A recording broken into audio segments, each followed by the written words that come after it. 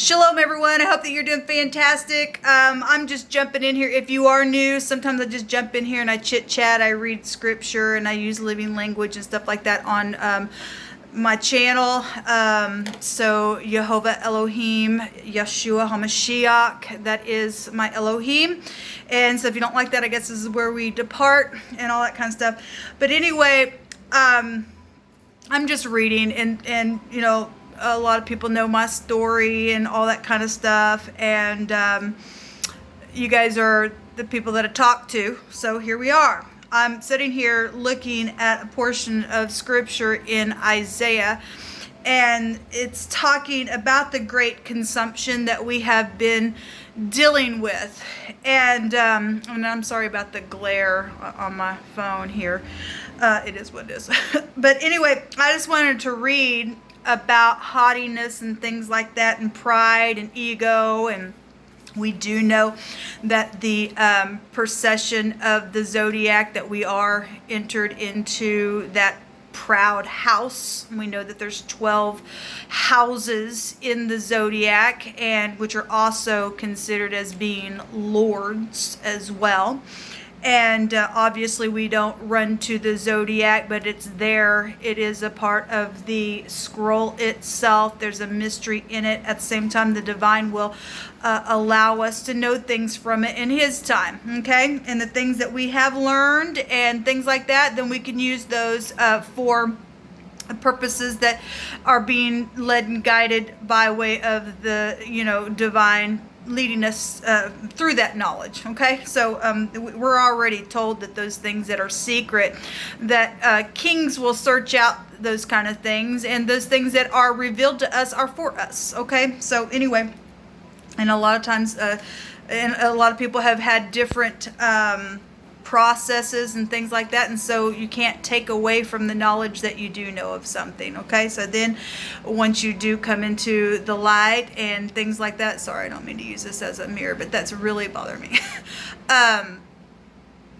Anyway, let's just go ahead and go on. So I'm reading out of Isaiah, the 10th chapter, and it talks about the Assyrian in whom Jehovah is using for a judgment. All right, and it really does talk about the great consumption in this portion of scripture. And it says, "Woe unto them that decree unrighteous decrees, and to the writers that write wrongful things, to turn aside the needy from judgment, and to take away the right from the poor of my people, that widows may be their prey," P-R-E-Y, "and that they may rob the fatherless. And what will you do in the day of visitation, and in the desolation which shall come from far? To whom will you flee for help, and to where will you leave your glory? Without me they will bow down under the prisoners, and they shall fall under the slain. For all of his anger is not turned away, but his hand is stretched out still. Woe to the Assyrian, the rod of mine anger, the staff in whose hand is mine indignation." Now there's something here about the Assyrian, because he uses the Assyrian to, you know, do what he needs to do, and then he turns around and he gets rid of the Assyrian. Okay, so first of all, I'm fixing to read something. I'm going to kind of skip around. I'm not going to read all of this, but something that really got my attention and is extremely important for you and I is to allow the divine to search our heart. We've had conversations on this channel that the divine has brought out things about the heart, and how it's yellow, and how there's a big issue there. And one of the other prophets talks about who can know the heart. It's very deceitful above all things. It's a deceitful, the heart is a deceitful thing, people. It has to be circumcised. Okay? And this Assyrian that he was using for his rod of anger, he reveals something about this wicked energy, okay, that he used to do his judgment. Like I said, it says, Woe to the Assyrian, the rod of mine anger, the staff in whose hand is mine indignation. And I will send him against a hypocritical nation. This stuff is here because of the nation being hypocritical, because of the issues of the heart itself. He turns right around and uses somebody who has a heart that don't even know what's inside of that thing, because he says so. He says, I will send him against a hypocritical nation, and against the people of my wrath will I give him a charge, to take the spoil and to take the prey, P-R-E-Y, and to tread them down like the mire of the streets. Howbeit, he meaneth not so, neither doeth his heart think so. But it is in his heart to destroy and cut off nations, and not a few. It just said that he didn't think so. He didn't think that he would whatever, but he is. But he just revealed that it's really in his heart to do it. If you and I are not connecting with the divine and say, search my heart, even after it's been circumcised, we still have to say, create in me a clean heart and a contrite spirit before you, that I might not sin against you. Out of the heart, the mouth speaks. Okay? And this to me was huge. You know, the whole mystery of the divine and why the divine does what he does and uses who he will. That's what I said the other day. I heard him say, I play both sides, and we're seeing it right here with the Assyrian. That should put a trembling on the inside of you and I to really check ourselves, because this person who is going after all kinds of stuff didn't even think so. Didn't even think that was even in his heart, but it was, because the divine's saying so. So we, you know, being real, the divine really has a hard time with people who are so sure of themselves. That's why he's really big on people being humble and meek and lowly. Okay? He does tell us to get up and fight, and we must do it in righteousness. At the same time, if we do that thing in a wrong spirit, it really hurts us. Okay? And every one of us at some time in our life, nobody's perfect, but we should be striving to be perfect. Okay? Anyway, howbeit he meaneth not so, neither doeth his heart think so, but it is in his heart to destroy and to cut off nations, not a few. For he saith, are not my princes altogether kings? And he's going on and he's talking and he says, as my hand hath found the kingdoms of idols, and whose graven images did excel them of Jerusalem and Samaria, shall I not, as I have done unto Samaria and unto her idols, do so to Jerusalem and to her idols, or her idol? It says, wherefore it shall come to pass that when Jehovah hath performed his whole work upon Mount Zion and on Jerusalem, I will punish the fruit of the stout heart of the king of Assyria and the glory of his high looks. Okay, so after he gets done using this person to do what he needs to do for his judgment, then he's going to turn around and get rid of that person. 2 Samuel verse 20 or chapter 22 tells us that therefore Jehovah hath recompensed me according to my righteousness, according to my cleanness in his eyesight. With the merciful thou wilt show thyself merciful, and with the upright thou wilt show thyself upright, and with the pure thou wilt show thyself pure, and with the forward thou wilt show thyself forward, or ready to content, and the afflicted people thou wilt save. But thine eyes are upon the haughty, and thou mayest bring them down. Okay, what's the tower? It's the eye. He just said his eye is upon the haughty. He's looking at it. He's going to bring it down. So the tower represents pride and ego coming down, coming down, coming down. If we're not, like I said, getting our heart straight, search my heart. Oh God, search my heart. Don't let me be offensive to anyone. Let me look into my own mirror. It's important. It's important. After I did that audio on that cockatrice, which was 3 things that we read of lies and that they run after. Let me just go over there again for those of you who may not have caught that. Give me just a second here. Okay. The cockatrice goes back to vanity, speaking lies, and they conceive mischief, and it says, and it brings forth iniquity. And they hatch cockatrice eggs and weave the spider's web, and we've got the World Wide Web, so that can go to haughty energy. It still goes back to tower energy. Okay? And he that eateth of their eggs dieth, and that which is crushed bringeth out a viper. And he was just addressing a hypocritical nation. That's being a liar, for one thing. So let's go back real quick about looking in the mirror. Okay, the cockatrice,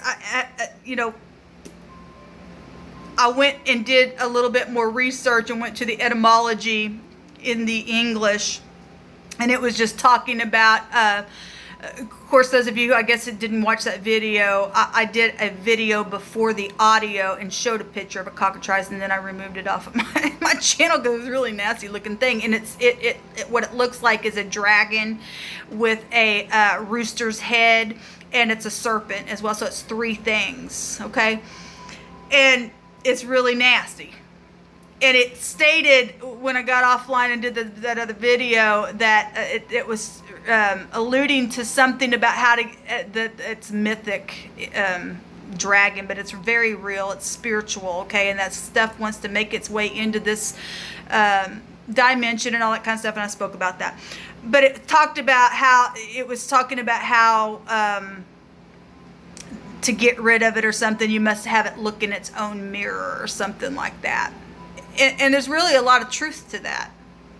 If you can't, like I just said, if you can't look in the mirror and say, and search my heart, if there's something in my heart that I don't even know about, divine, just yank it out right now.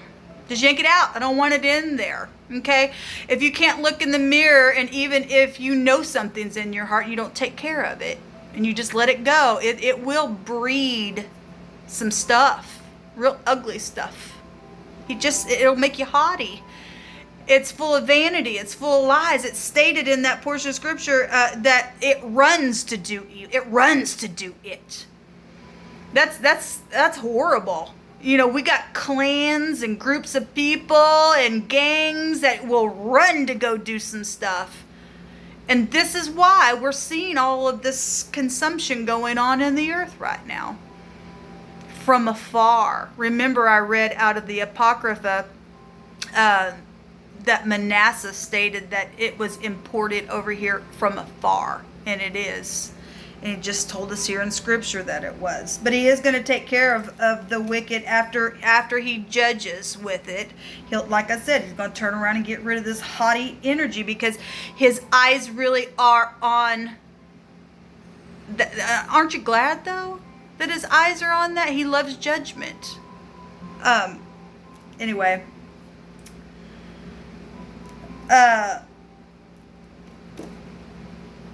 It says here, I'm trying to look and see, because I really don't want, because I've already taken a little bit extra time than what I wanted to here.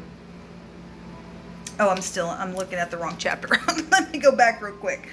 It states here that Jehovah shall send among his fat ones leanness, and under his glory he shall kindle a burning like the burning of a fire. And the light of Yisrael shall be for a fire, and his Holy One for a flame, and it shall burn and devour his thorns and his briars in one day. And here it is, coming out again.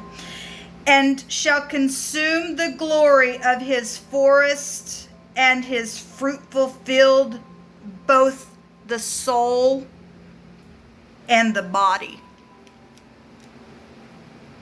And they shall be as when a sick man pineth away. And the rest of the trees of his forest shall be so few that a child may write them down. And it shall come to pass that in that day that the remnant of Yisrael and such as escaped of the house of Jacob shall no more again lean upon him that smote them, but shall lean upon Jehovah. Absolutely. Look, the divine wants to take care of his people. A lot of people say, why do you want to control us with religious stuff? And no, the divine wants to take care of his people. We're his inheritance. Okay?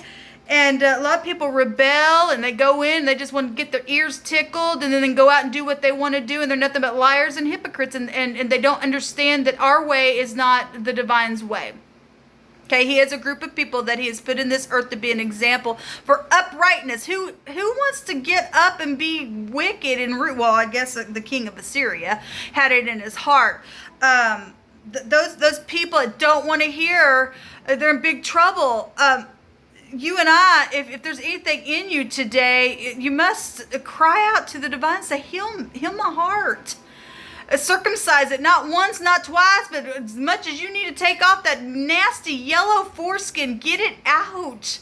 Don't let me be a reproach in any way, shape, or form, because we've had things passed down from our forefathers that we're finding ourselves here because of what they did. So don't think what you and I do today is not going to hurt our tomorrow, because it is, and it will.